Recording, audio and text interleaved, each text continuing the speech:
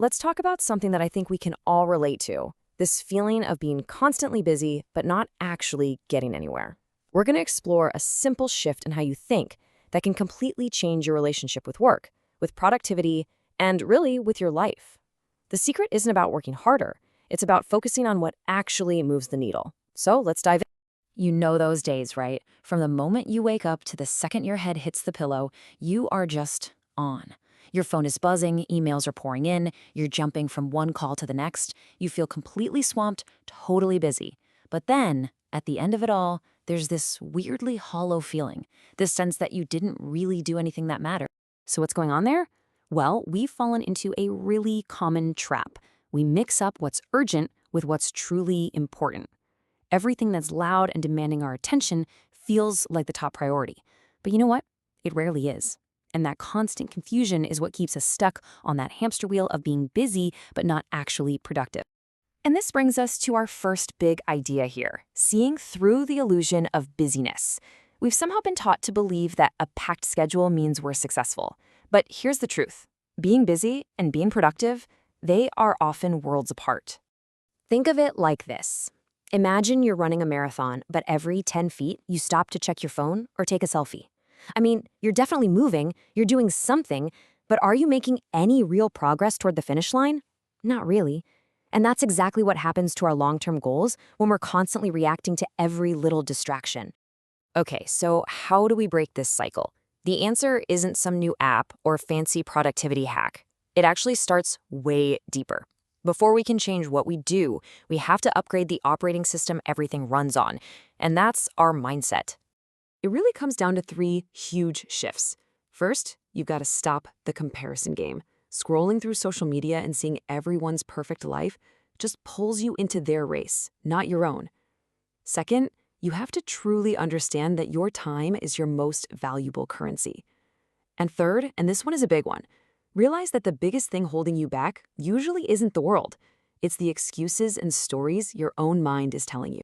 Take a look at this number. Any guesses? That's how many seconds get deposited into your account every single day. And here's the catch. Unlike money, you can't save them for later. Once a second is spent, it's gone.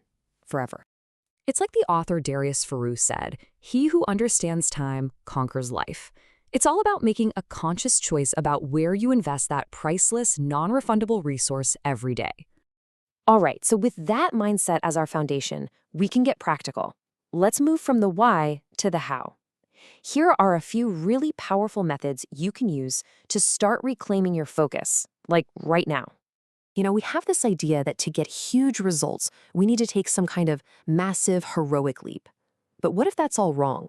What if the real answer is actually much smaller and way more sustainable? The real secret is what some people call microhabits. These are small, almost boringly simple actions that you do consistently. 10 minutes of reading a day? That's over 60 hours of learning in a year. A 15-minute walk? That's a huge boost to your energy and creativity. 5 minutes of quiet meditation? Game changer for your mind. It's the compounding effect of these little things that creates the magic. And this idea of dedicated focus brings us to something called deep work. You can think of it as a superpower in our crazy, distracted world. It's the ability to just shut out all the noise and fully immerse yourself in one challenging thing. It's the total opposite of multitasking, and it's where all the real breakthroughs actually happen.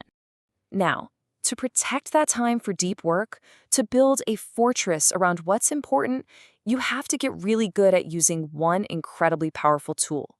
It's just one word, but it sets the boundaries that protect your goals. That's it. Just no. Saying no to a random request or a meeting that could have been an email or another distraction, that's not being rude. It's a profound act of self-respect. Because every time you say no to something that doesn't matter, you're really saying a loud and clear yes to your own dreams. But here's the thing. Mastering all this isn't just about being more efficient or ticking off more boxes on a to-do list. When you do this, you unlock something way deeper, a real sense of freedom and personal growth. This forces us to kind of redefine what freedom even means. We usually think of it as having more money or being able to travel, but true freedom, that's an inside job. It's being free from your own excuses, your own laziness, and your own self-doubt. It's about becoming the master of your own mind. And to get that freedom, you have to make a choice. A fixed mindset says, this is just who I am. It's a dead end. But a growth mindset says, I can learn, I can get better, I can change. It sees every single challenge not as a threat, but as another chance to grow stronger. So, we've talked about the illusion of being busy, the power of shifting your mindset, and some real-world methods to improve your focus. Now, let's bring it all home and figure out what you do next. Ultimately, this whole thing isn't about conquering your to-do list. It's about mastering your own mind, your energy, and your attention. The entire journey we've been talking about is about moving from the chaos of busyness to the quiet power of intentional focus.